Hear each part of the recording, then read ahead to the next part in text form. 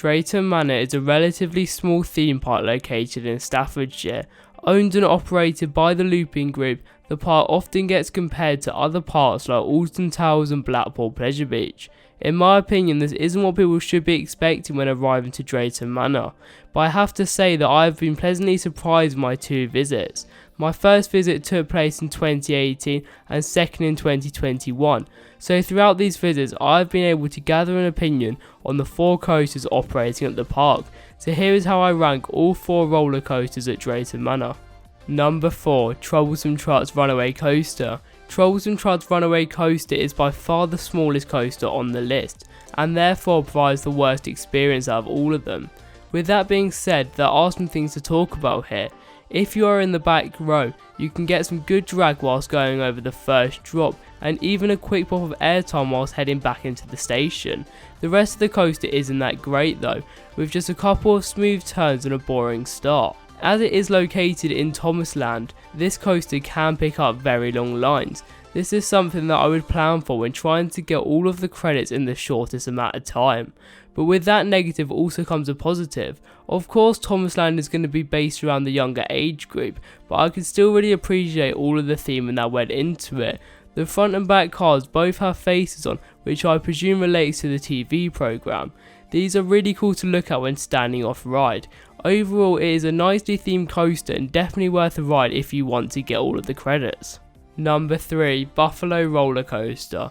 Built in 1987, this coaster still stands today as the oldest operational roller coaster at Drayton Manor. As of course it is the oldest at the park, it is not going to have the most exciting layout. The best part of this coaster though is definitely the first helix, which is positioned over the water. This makes for some great views and is even quite intense when the train picks up some speed. The rest of the layout is not that great though. You have a couple more turns and one final helix to end the ride. Even though I found it quite boring, there were some surprising parts where the train would suddenly pick up some speed and catch me off guard.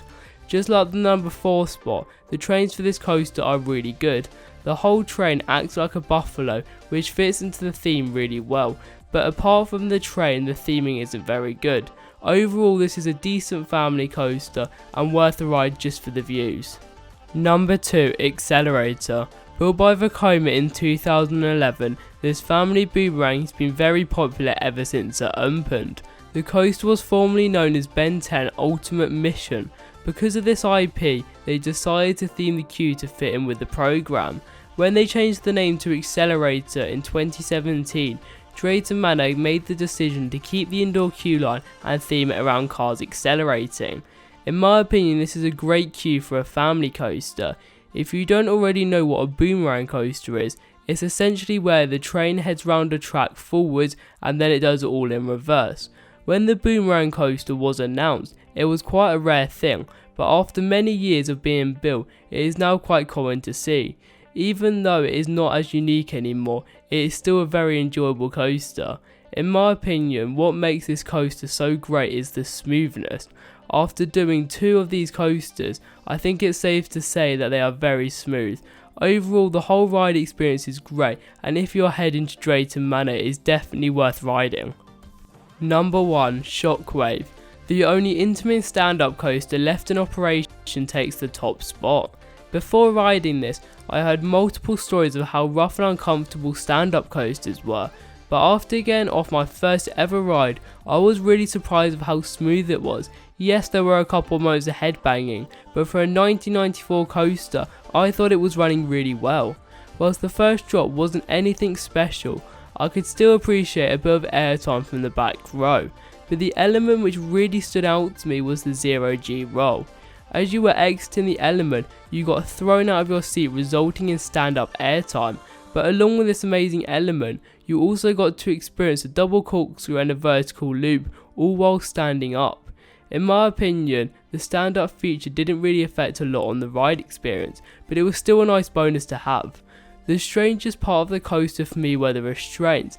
They were very similar to a B&M restraint, which you'll find on a lot of coasters around the world, but what made them different was that half of the restraint was already down and locked into place. But as strange as they weren't too uncomfortable. Another great thing about Shockwave was the interaction. As you were heading around the track, you could see the Adventure Cove River Rapids below you.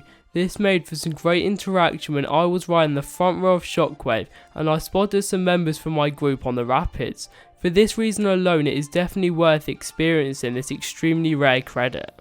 I hope you have enjoyed me ranking up all 4 operational coasters at Drayton Manor. If you have, make sure to leave a comment about how you would rank all of the coasters. Thank you for watching.